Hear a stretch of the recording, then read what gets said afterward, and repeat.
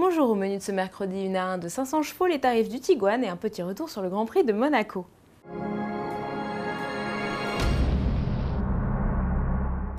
Ce week-end se tiendra en Allemagne le Wörthersee Tour. Ce meeting de tuning très prisé outre-Rhin fête cette année ses 30 ans et pour l'occasion Audi présente l'A1 Club Sport Quattro. Avec ce concept, le constructeur a transformé l'A1 en bombinette, bouclier agressif, béquet imposant, calandre massive, entrée d'air sur le capot et même échappements latéraux comme sur l'A4 qui court en DTM, tout y est. Audi a aussi revu la motorisation. L'A1 Club Sport Quattro embarque un bloc 5 cylindres, 2,5 litres TFSI de, tenez-vous bien, 503 chevaux pour un couple de 660 Nm. L'habitacle s'annonce lui épuré avec carbone et alcantara. Le poids reste raisonnable, 1390 kg sur la balance. Malheureusement, c'est un survitaminé n'est pour le moment disponible que dans le jeu vidéo Need for Speed, mais bonne nouvelle, tous les éléments sport de sa carrosserie vont être commercialisés pour habiller la gamme A1. Volkswagen dévoile les tarifs français du Tiguan restylé. Le SUV sera disponible à partir de 24 990 €, soit quelques centaines d'euros de moins que la version précédente, avec un moteur 1,4 litre TSI de 122 chevaux.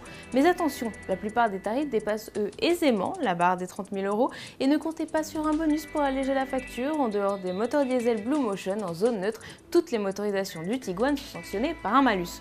Côté équipement, la finition d'entrée de gamme Tiguan offre la climatisation, l'ordinateur de bord grand écran, le régulateur de vitesse ou encore le volant cuir. A noter que la transmission intégrale n'est pas disponible sur cette première déclinaison. Si les commandes sont ouvertes depuis plusieurs semaines, le Tiguan 2012 n'arrivera en concession qu'au début du mois d'août. Le week-end dernier se déroulait le Grand Prix de Monaco, une épreuve émaillée par une série d'incidents et remportée par le champion du monde en titre Sebastian Vettel.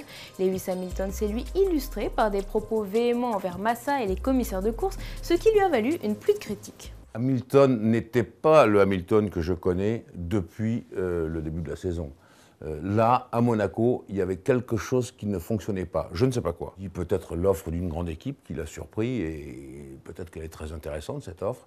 Peut-être qu'il a compris que Monaco, il y avait un déclic important s'il voulait relancer la machine dans la course au titre mondial contre Vettel. Tout ça combiné à la pénalité qu'il a reçue. Je dirais surtout qu'il a été convoqué, je crois qu'il le dit 4 fois depuis le début de la saison, qu'il en a un peu assez. Donc, il y a un cas Hamilton que je n'arrive pas à bien saisir.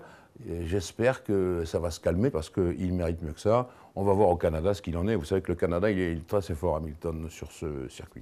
L'intégralité de cet entretien est à retrouver sur le blog de Jean-Louis Moncey. Nous on se dit à vendredi sur autoplus.fr.